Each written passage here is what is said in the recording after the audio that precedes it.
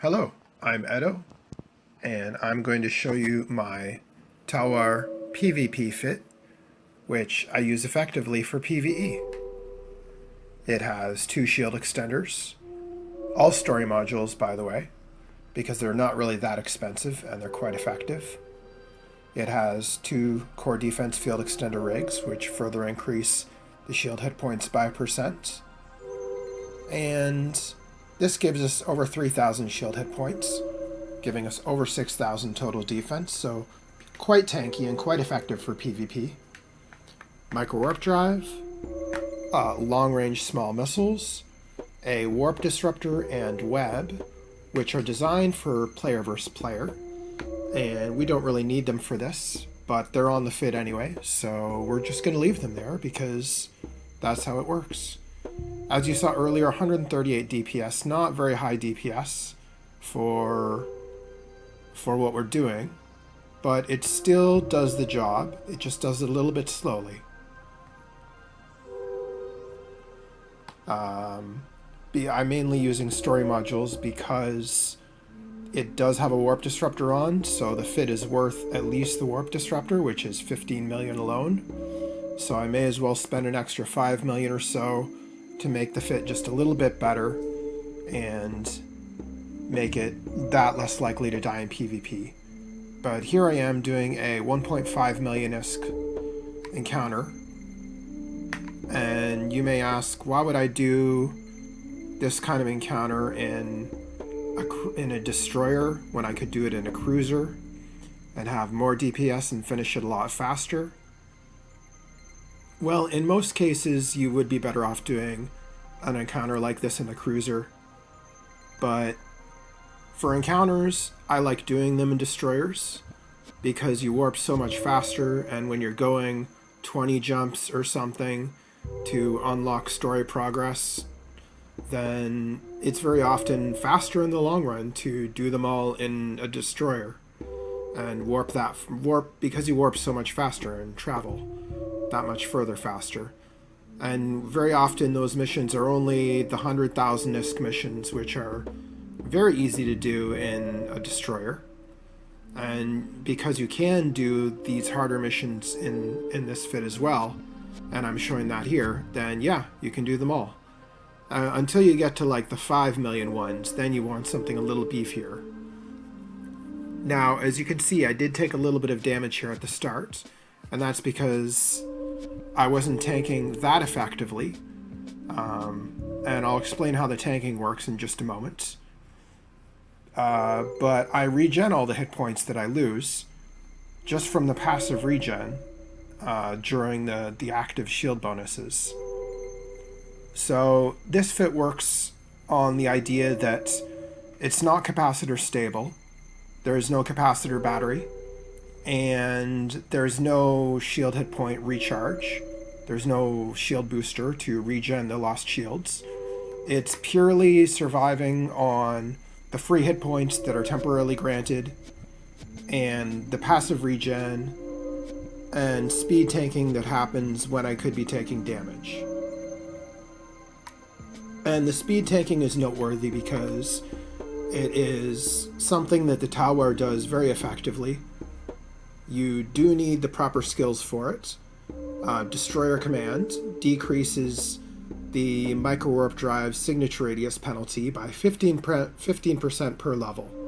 So I have mine trained to level 5, and it is a very effective speed tank at this level. And basically, I'm able to speed tank with the micro warp drive on while the shield extenders are not active, reducing the damage I take.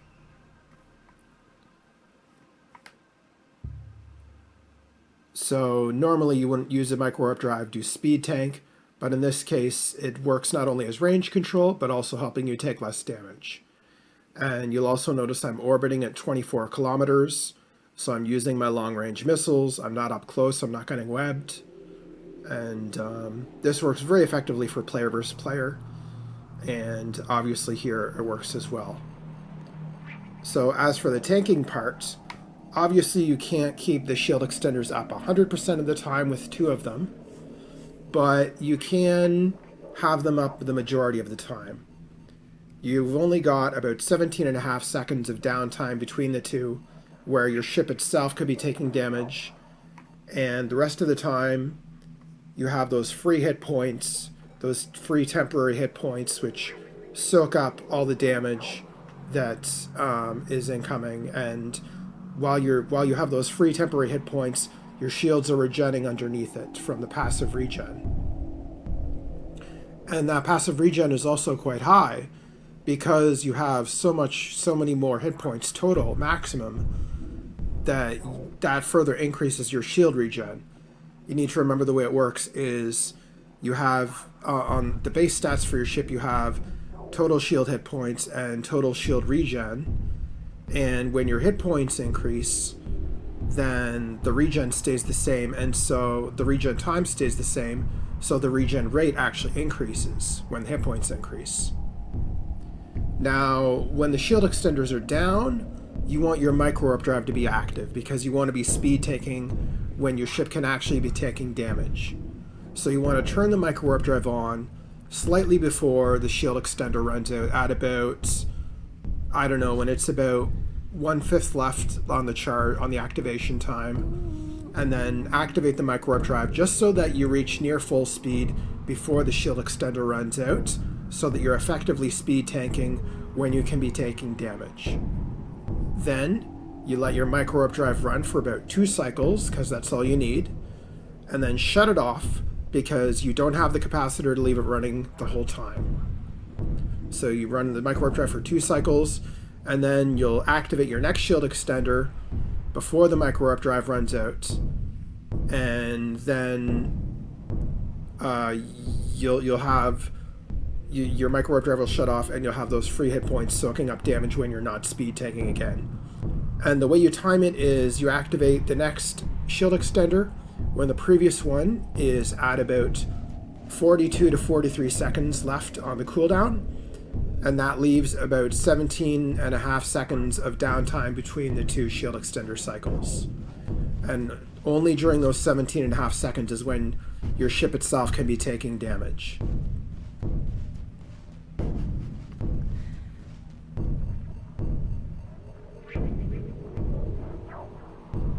So as you can see, I've regened a lot of my hit points just from the passive regen. I have a very high destroyer skills I want to mention.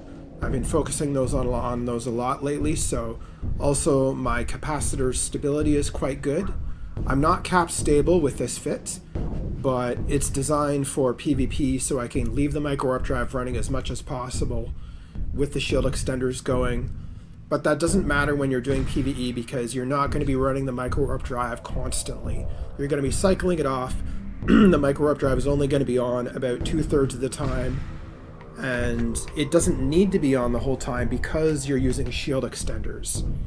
If you were using a shield booster, then you'd want to be speed taking the whole time because you don't have those free temporary hit points, that free shield to soak up. If you're using a shield booster, it would actually be more capacitor hungry than if you're using shield extenders, because you need that micro warp drive running the whole time.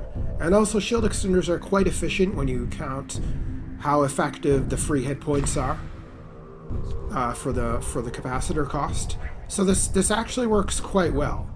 You just have to bear in mind the DPS is a little low because you have so many modules dedicated to the tank, and no weapon upgrades or anything like that.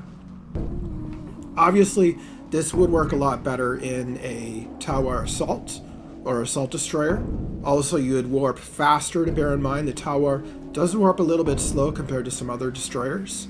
So Tawar assault would work a lot better for doing these encounters. But you may be a little more hesitant to PvP in a Tawar or more expensive fit at the end anyway. So there you have it. I'm just wrapping up this mission now in my base Talwar, and it worked quite well. I would say it was a success, and you'd have a little more trouble on an Amar mission because you'd have those resistance holes with the EM and the thermal resist. So you could go with shield resist rigs if you want, but that costs a little bit more, but not too much. Anyway, there you have it, and I hope you enjoy. Thank you.